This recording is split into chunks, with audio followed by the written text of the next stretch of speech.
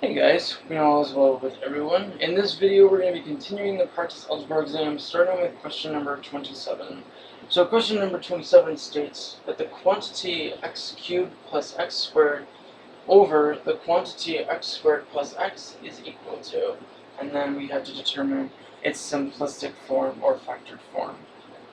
So from the get-go, I'm going to start by rewriting this expression as a numerator over denominator a little bit more clearly. So I'm going to rewrite this as x cubed plus x squared divided by x squared plus x.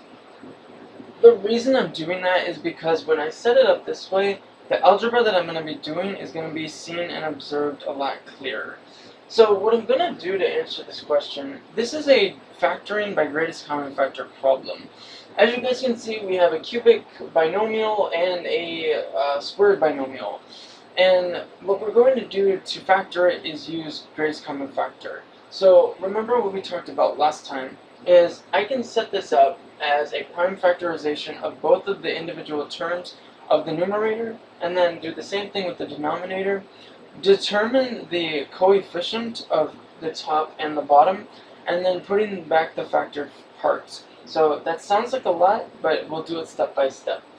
So I'm going to start by breaking this part into its prime factorization. So x cubed prime factorization is just x times x times x.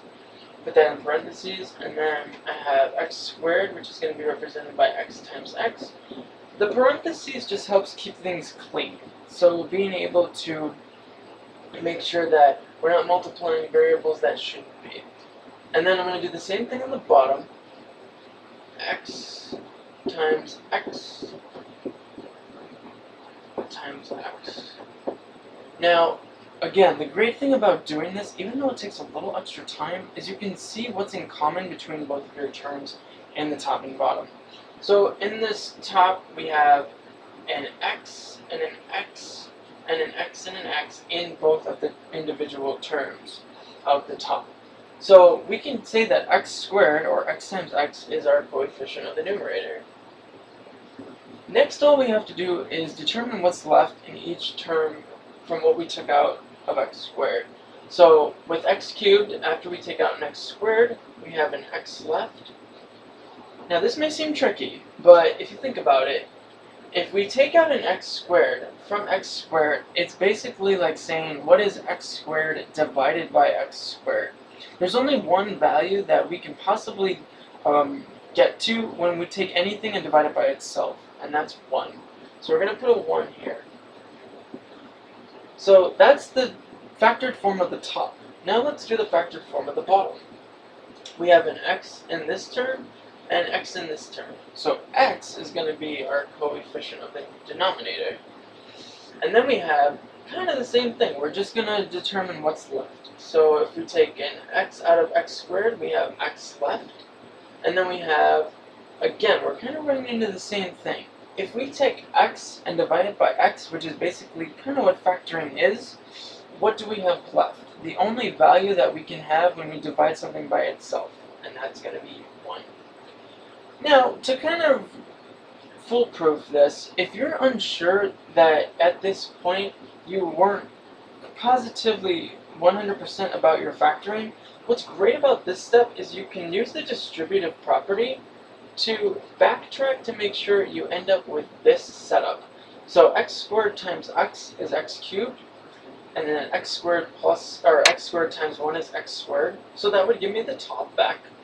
And then we have x times x, which is x squared, and then x times 1 is x, giving me the original denominator.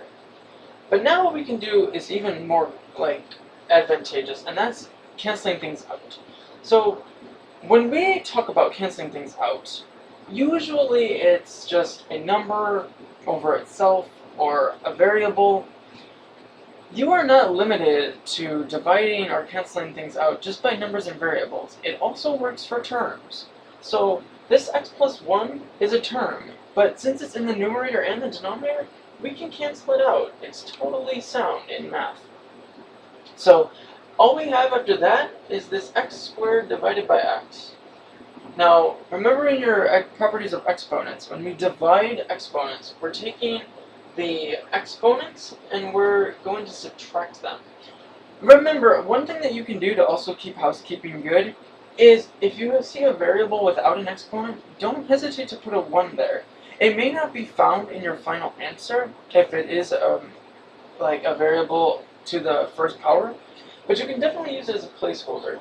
Because remember, in algebraic sense, x to the m over x to the n is going to equal x to the m minus n. Oops, I'm sorry. X to the m minus n. And then you're just subtracting the exponents.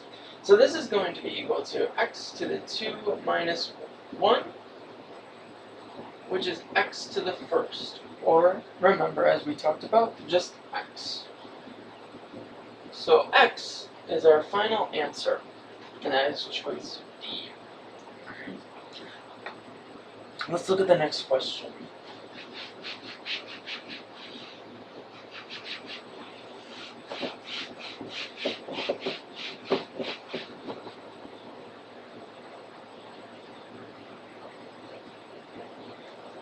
So this next question is kind of a build upon kind of another laws of exponents. So we have 16z to the third power over 2z squared plus 4z to the fifth over z to the fourth. And just so you guys know, the way that I differentiate my 2's and my z's is I always have a line through my z's. Okay, so our answer bank for this question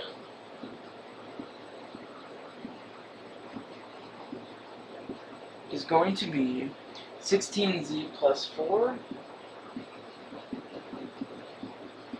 16z, z, 2z plus 2,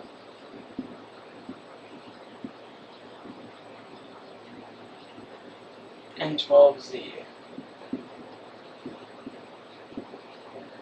Now, one thing I kind of want to mention really quick about this one. You're going to be tempted possibly to find a common denominator with these two rational expressions, and that's totally fine, but it may be very time consuming and it may possibly make canceling things out a little bit more difficult. So my personal suggestion for this one is going to be cancel things out the way that you see them, and then kind of add the two like terms, and then we'll go and see what the answer is. So let's break this all apart.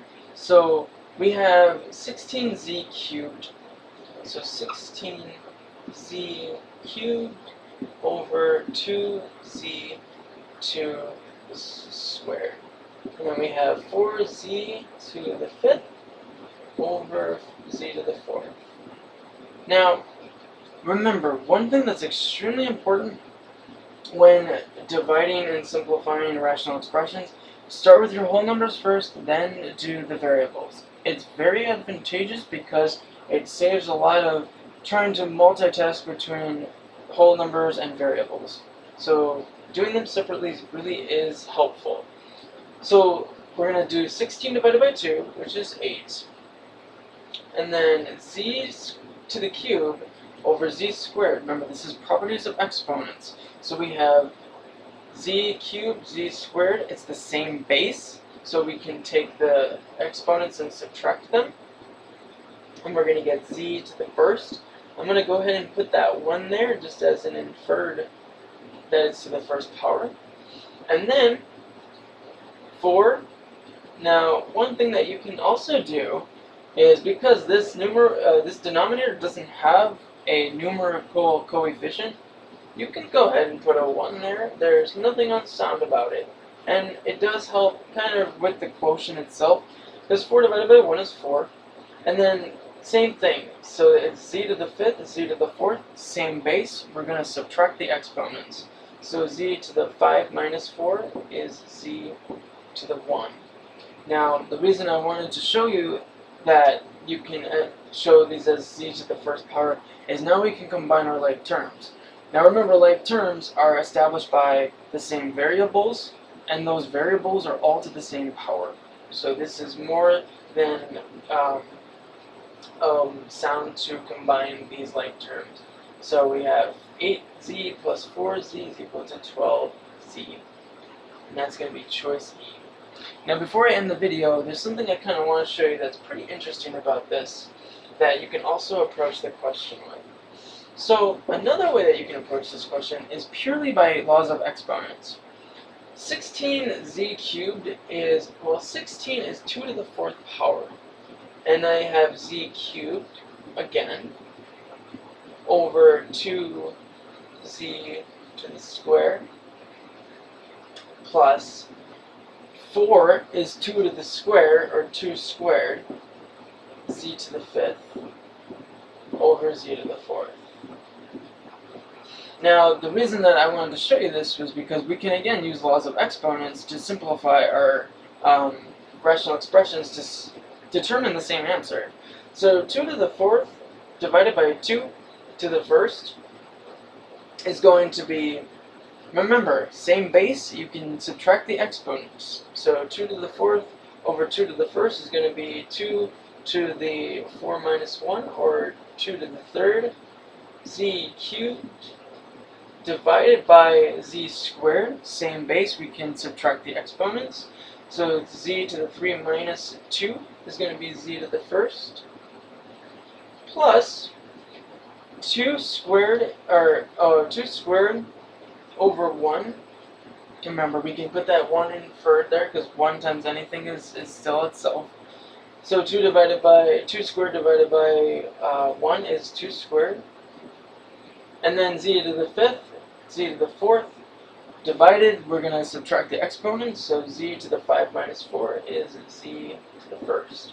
Now again, we can just simplify and say 2 cubed is 2 times 2 times 2, which is 8, times z, plus 2 squared, or 2 times 2 is 4, z to the 1st. And then again, we get 12z. So that's another way that you can approach the same problem and find the same exact solution. But I'm going to end the video here, and then in our next video we'll be continuing with the practice algebra exam, starting with question number 29. But I hope you guys enjoyed this video, and if you guys have any questions about it or requests for certain mathematical topics, I'd be more than happy to help you guys out with those. I hope you guys enjoy the rest of your day, and please take good care of yourselves. Thank you for watching. Bye.